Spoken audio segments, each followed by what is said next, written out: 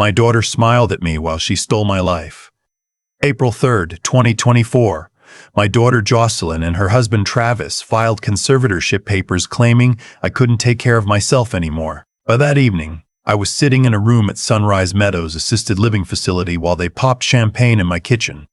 The kitchen where I'd rolled pasta dough every Sunday for 40 years. My daughter's a real estate attorney, top of her class at Georgetown. I paid for every dollar of that education with calloused hands and 16-hour days running a restaurant.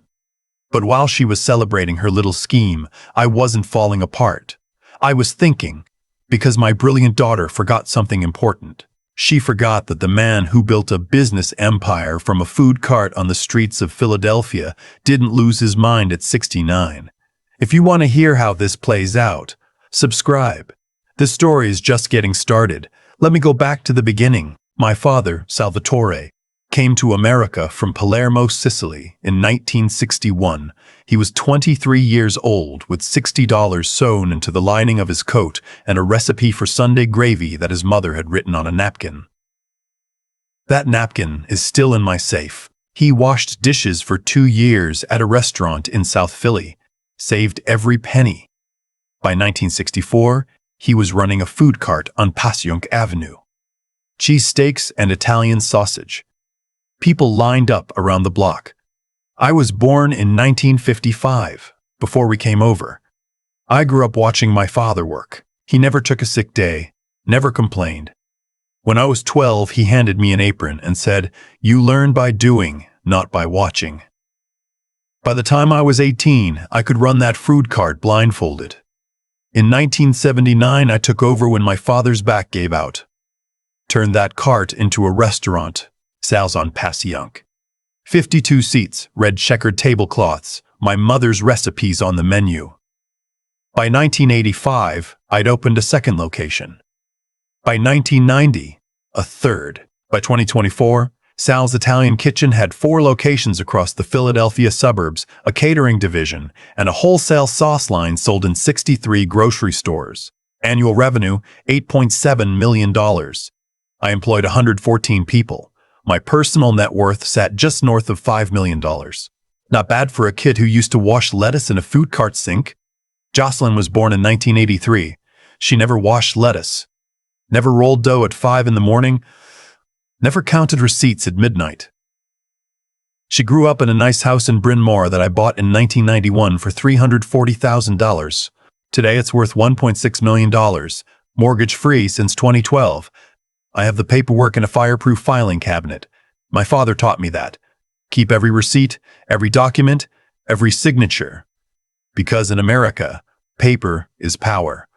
I sent Jocelyn to Georgetown Law. 4 years, $212,000 total. 4 years, $212,000 total. She graduated 5th in her class and never once thanked me. Not once. She thanked her study group, her professors, her roommate. In her graduation speech, she mentioned her husband Travis. Not her father. Not the man who wrote the checks. Travis. Let me tell you about Travis. He sells commercial insurance. Makes decent money, I suppose, but not Georgetown Law money. Not Bryn Mawr money. Travis has always looked at me the way a man looks at a vending machine. What can I get out of this thing? The trouble started 3 weeks before they filed the papers. March 14th, a Thursday evening. Jocelyn called and said she wanted to have dinner. Just the family. She picked a restaurant downtown. Not one of mine, which should have been my first clue. We sat at a corner table. Jocelyn ordered a $90 bottle of wine. Travis kept checking his phone. After the appetizers, Jocelyn put down her fork and said, "Dad, we need to have a conversation about your future." Your future. Like I was a stock she was thinking about selling. "We've been worried about you," she continued. "You've been forgetful, distracted. Last month you left the stove on at the Ardmore location. I left the burner on low because I was reducing a bechamel sauce. I've been reducing sauces for 50 years. You don't turn off the heat until the consistency is right. And last week," Travis added, not looking up from his phone, "you forgot our dinner plans." I hadn't forgotten. I'd chosen to skip dinner with Travis because the Phillies were playing the Braves and I had third-row seats. "We think it might be time to consider assisted living," Jocelyn said. She pulled a glossy brochure from her purse. Sunrise Meadows, $9,200 a month. Activities, social engagement, round-the-clock medical staff. It looked like a hotel brochure for a place where people go to die. "And the business?" I asked.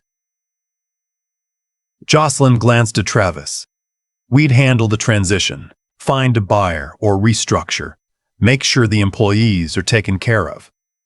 "And my house? The market's really strong right now, Dad. We could get $1.6 million, maybe more. Put it in a trust for your care." "A trust, managed by Jocelyn, of course. My real estate attorney daughter managing a trust full of my money. How convenient." "I'll think about it," I said. Jocelyn's smile tightened. "Dad, we've already started the process. Travis and I filed a conservatorship petition this morning." I set down my wine glass. "You did what?" "It's for your protection. A judge will review the case, and if they agree you need help, we'll have the legal authority to make decisions on your behalf." "Decisions about my money, you mean?" "Decisions about your care." I looked at the brochure again. Underneath it, half hidden by her napkin, I could see a printed real estate listing. My house. She'd already had it appraised. The date on the listing was February 28th, 2 weeks before this dinner. I said nothing else. Finished my pasta. Drove home, sat in my kitchen and thought about my father's advice. When someone shows you who they are, believe them. Then outwork them. The hearing was April 2nd, Montgomery County Courthouse. Jocelyn presented her case like she was arguing before the Supreme Court. Medical concerns, safety issues, financial vulnerability. She had affidavits from people I'd never heard of, claiming I was confused, aggressive, unable to manage daily tasks.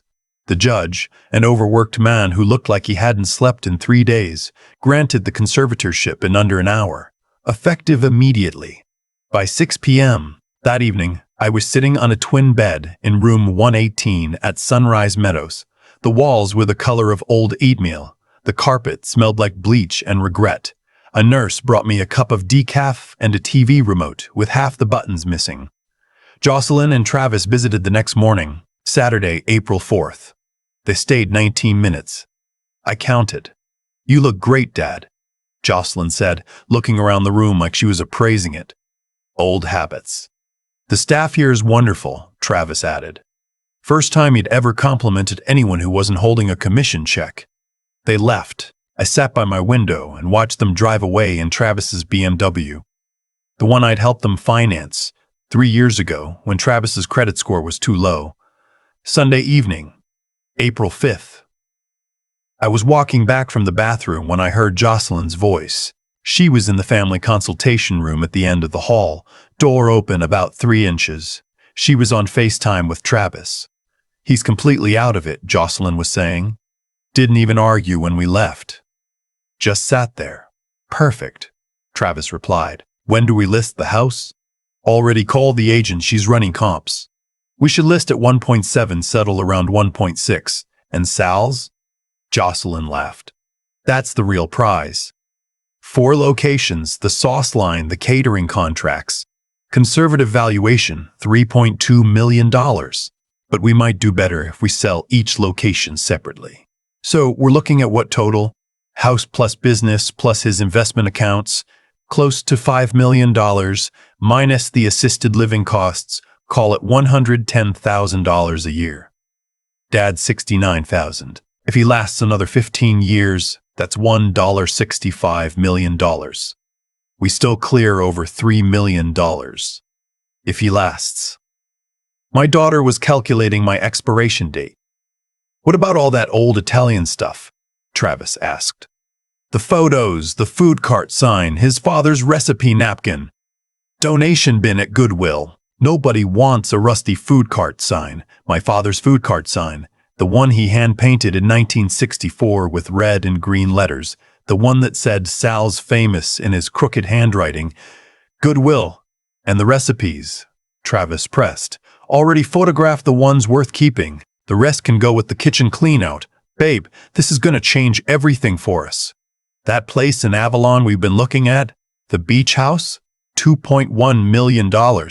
We can finally make an offer. Your dad's basically buying us a beach house. They both laughed, my daughter and her husband laughing about buying a beach house with my life's work. Best part, Jocelyn said, is that it's airtight. Conservatorship gives us full authority. He can complain to the nurses all he wants. Who's going to listen? He's legally incompetent. Legally incompetent. Legally incompetent. Legally incompetent. The man who built a restaurant empire, who employs 114 people, who balanced books and negotiated leases and managed supply chains for 45 years. Legally incompetent because his daughter wanted a beach house. I walked back to room 118, closed the door, sat on the edge of that twin bed and felt something I hadn't felt in decades. Not sadness, not defeat, rage. Cold, clear, Sicilian rage.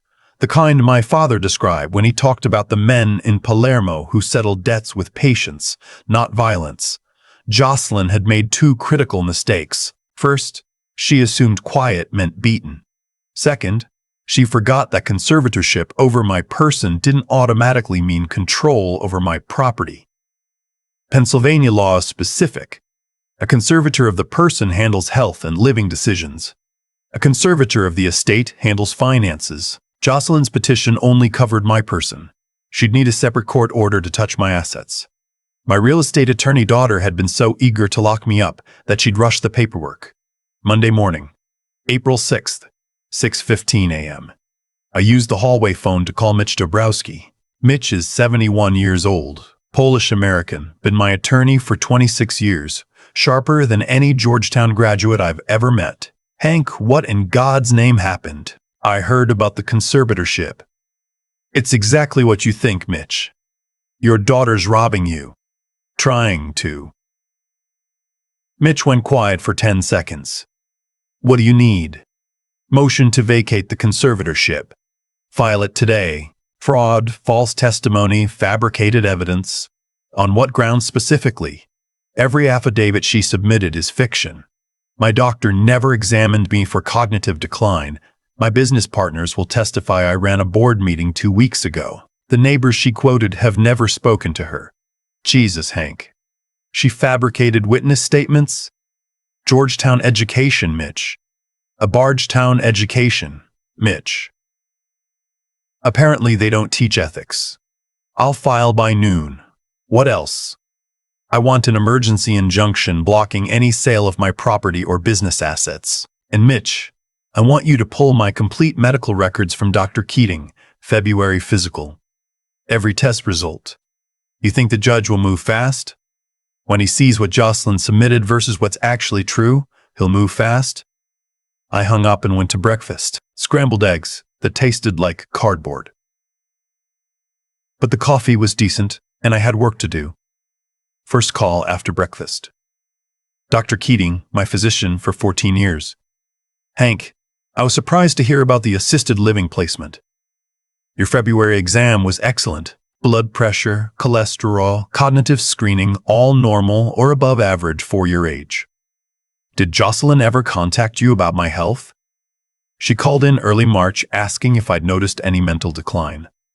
I told her absolutely not. She didn't seem pleased with that answer. Did she request my medical records? No, which struck me as odd. If she was genuinely concerned, wouldn't she want documentation? Second call. Ruben Garza, my business partner and executive chef at the flagship location. Hank, your daughter came by yesterday.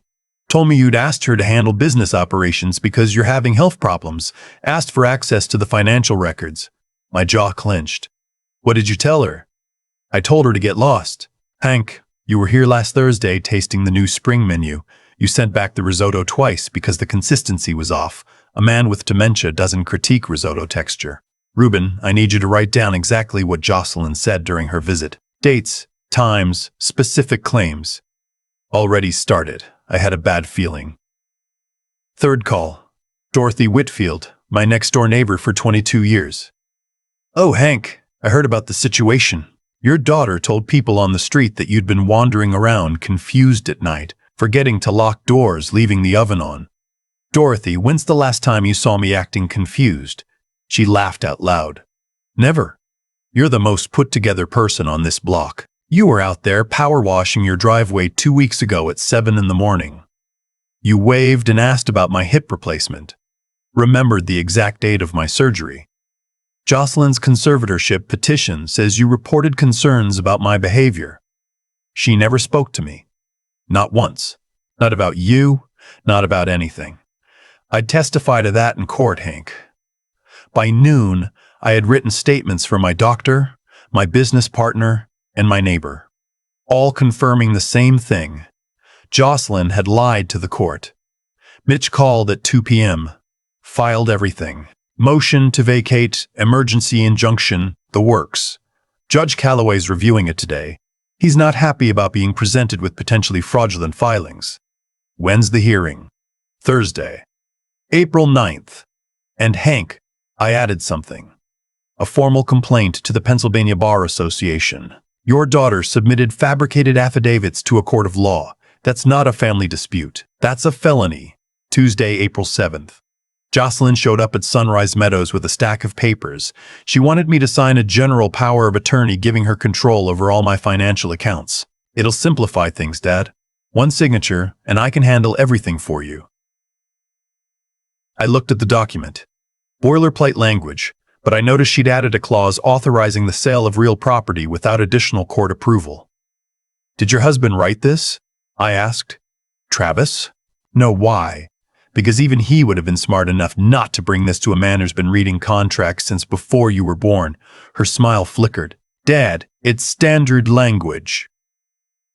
Jocelyn, Clause 4, B, gives you the right to sell my house and my business without my consent or court oversight. That's not standard. That's theft in a nicer font. She pulled the papers back. You're being paranoid. I'm being accurate. There's a difference. Georgetown should have taught you that. She left without another word. That was Tuesday. Wednesday, April 8th, the day before the hearing. I woke up at Sunrise Meadows knowing it would be my last morning in that place. Mitch had prepared everything. Witness list, medical documentation, financial records proving my competency. But something unexpected happened that morning. I was eating breakfast with 3 other residents. Iris Chen, 81, retired school principal. Chester Hammond, 77, former Marine. Ruth Okonkwo, 74, retired nurse from Lagos, Nigeria, who'd been a head nurse at Jefferson Hospital for 30 years. Your daughter's the one who put you here? Iris asked, stirring her oatmeal. She is. Chester shook his head. Same thing happened to my nephew's father-in-law. Kids got power of attorney, emptied his bank accounts, sold his car, took 2 years to get it all back. It won't take me 2 years, I said. Ruth leaned forward. What's your plan? I told them. All of it. The overheard FaceTime call, the fabricated affidavits, the hearing tomorrow. Chester grinned. You need character witnesses? I have my doctor, my business partner, my neighbor. You've got 3 more right here, Iris said. I've known you for 5 days, Hank. You beat me at Scrabble 3 times. You remembered every resident's name by the 2nd day. You helped Chester with his crossword puzzle using words I had to look up. If that's cognitive decline, sign me up. Ruth nodded. I was a nurse for 34 years. I've seen dementia. I've seen confusion. You don't have either. I'll say that under oath if you need me to. I looked at these 3 people, strangers a week ago, more loyal than my own daughter. I'd appreciate that, I said. Thursday, April 9th, Montgomery County Courthouse, 2 p.m. Judge Calloway's courtroom was standing room only. I sat with Mitch at the petitioner's table. Jocelyn sat across the aisle with her associate from the firm. Travis was behind her, fidgeting with his tie. Behind us, the gallery was full. Reuben Garza, Dorothy Whitfield, Dr. Keating, 3 of my restaurant managers, and in the back row, Iris, Chester, and Ruth, who had talked Sunrise Meadows into a group outing for a cultural courthouse visit. Jocelyn kept glancing back at the crowd. She hadn't expected an audience. "We're here on an emergency motion to vacate the conservatorship of Henrik Cataldo," Judge Calloway announced. "Mr. Dabrowski, you allege fraud. That's a serious claim." Mitch stood. "Yes, Your Honor. We have 4 witnesses and extensive documentation proving Mr. But Cataldo is fully competent and that the original petition was based on fabricated evidence." "Ms. Cataldo, you filed the original petition. What's your response?" Jocelyn stood, smoothing her jacket. "Your Honor, my father is confused and emotionally manipulated. The individuals supporting him have known him for less than a week. They're hardly qualified to assess his mental state." "Let's hear the evidence," Judge Calloway said. "Mr. Dabrowski, call your first witness." Dr. Keating took the stand. Calm, methodical. He testified that my February physical showed no cognitive decline. Scored 29 out of 30 on the Montreal Cognitive Assessment. Blood pressure perfect. Cholesterol normal. "Did the petitioner ever request Mr. Cataldo's medical records before filing for conservatorship?" Mitch asked. "No. She called once, asking about mental decline. When I told her there was no evidence of any issues, the conversation ended quickly." Rubin testified next. "Describe Jocelyn's visit to the restaurant, her claims about my incompetence, her attempts to access financial records. How was Mr. Cataldo during your last business interaction?" Mitch asked. "Sharp. We reviewed quarterly projections for all 4 locations. He caught a vendor overcharge of $4,300 that I'd missed. He also redesigned the summer catering menu from memory, 47 items, each with ingredient costs and margins." Dorothy Whitfield followed. Testified she'd never spoken to Jocelyn, despite being named in the conservatorship petition as a concerned neighbor. "In 22 years as Hank's neighbor, have you ever seen behavior that concerned you?" "Never.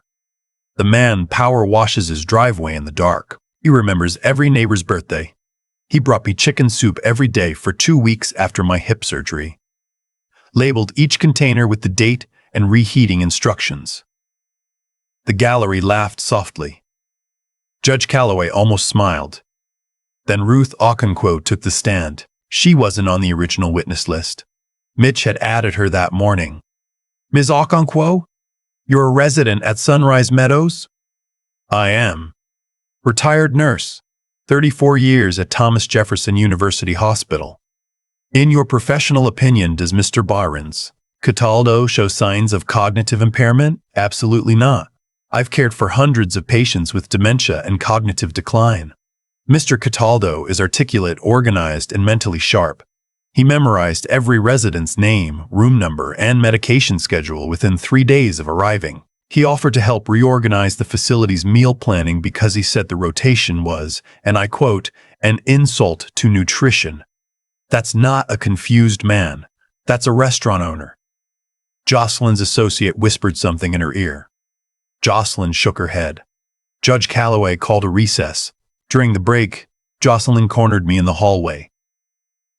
"Dad, let's work this out. I'll drop the conservatorship. You come home. We forget this happened." "Forget? I was worried about you. Maybe I overreacted." "Overreacted? Overreacted? You fabricated medical testimony, forged neighbor statements, and filed fraudulent court documents to steal my house and my business so you could buy a beach house in Avalon." Her face went white. "How do you know about Avalon?" "Sunday night. FaceTime with Travis." Door was open. "You were eavesdropping." "I was walking to the bathroom." "You were calculating my life expectancy and calling my father's sign garbage." Jocelyn's eyes filled with tears. "Dad, I didn't mean those things." "You meant every word.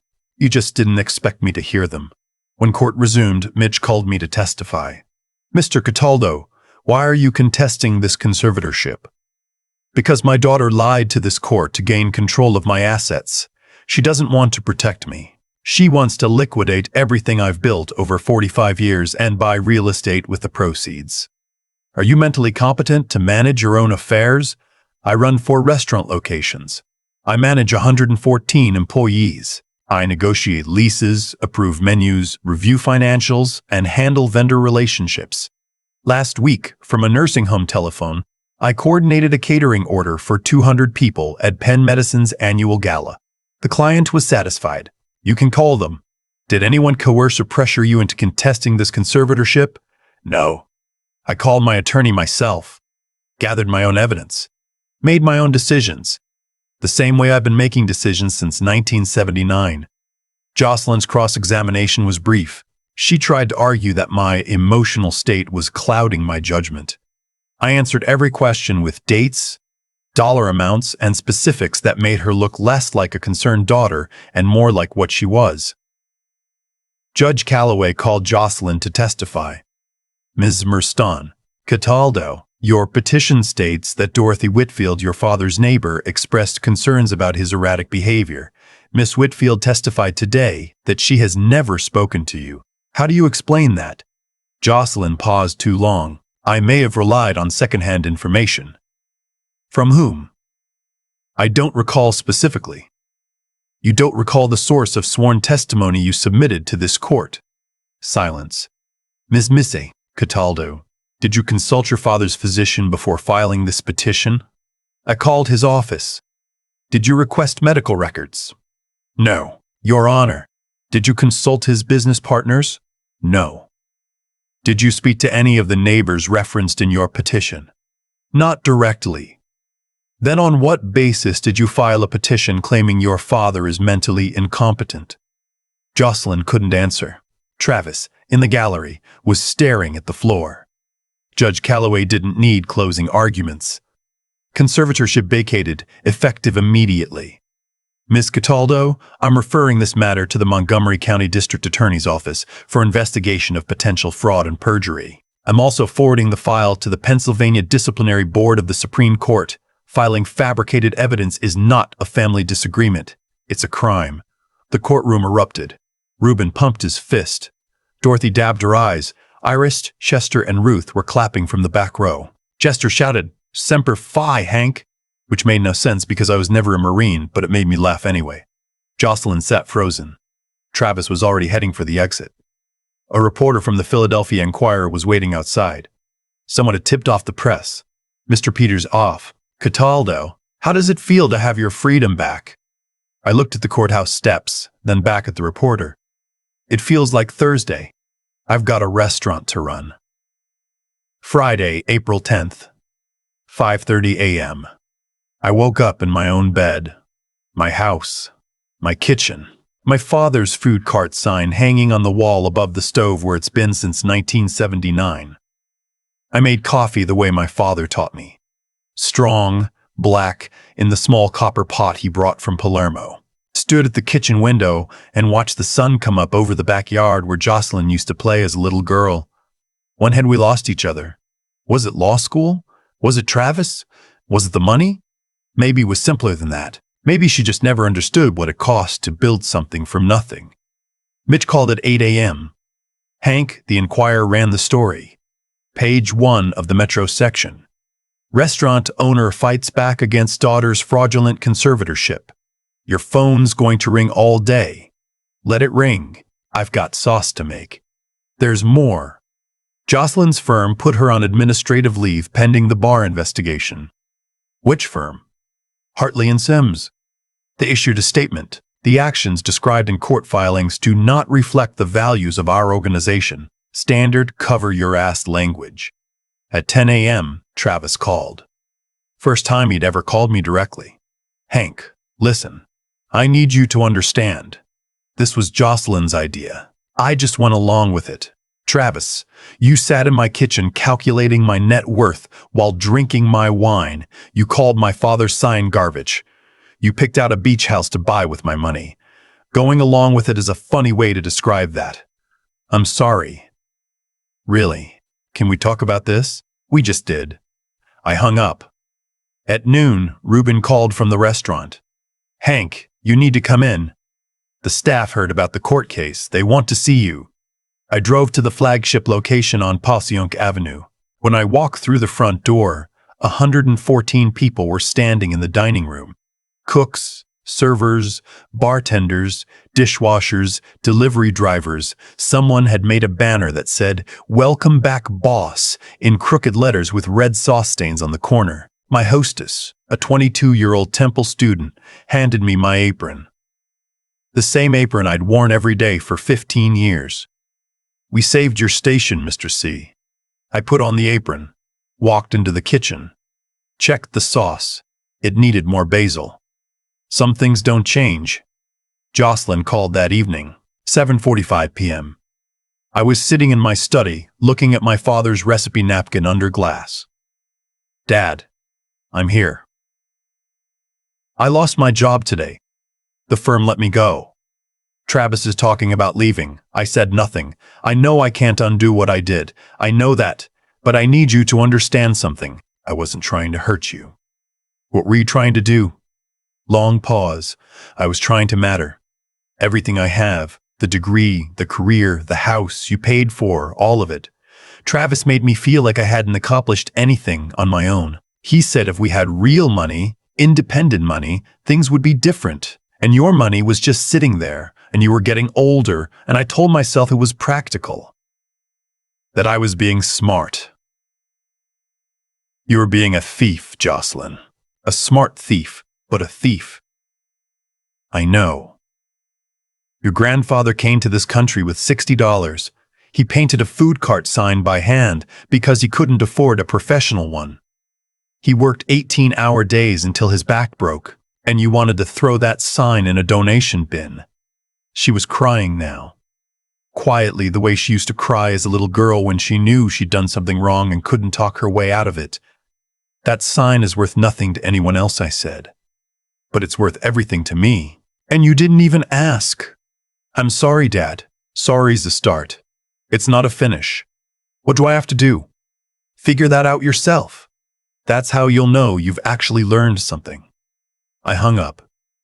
3 months later, July 2024, the bar investigation resulted in a formal reprimand and 2 years suspension of Jocelyn's law license. Travis filed for divorce in June. Some partnerships don't survive the loss of other people's money. Jocelyn moved to a small apartment in Fishtown. Got a job as a paralegal at a legal aid clinic, $42,000 a year. First time in her life she had to budget. We talk now? Twice a month. Short calls that are getting longer. She asked about the restaurant last week. Asked about the sauce recipe. First time she'd shown interest in 41 years. I still live in my house. Still run my restaurants. Still wake up at 5 and make coffee in my father's copper pot. The food cart sign hangs on the wall, a little more faded every year. My father's handwriting, crooked and proud. Sal's famous. 2 words that meant everything to a man who came here with nothing. Last Sunday, I was rolling pasta dough in my kitchen when someone knocked on the back door. Jocelyn. She was holding a bag of groceries.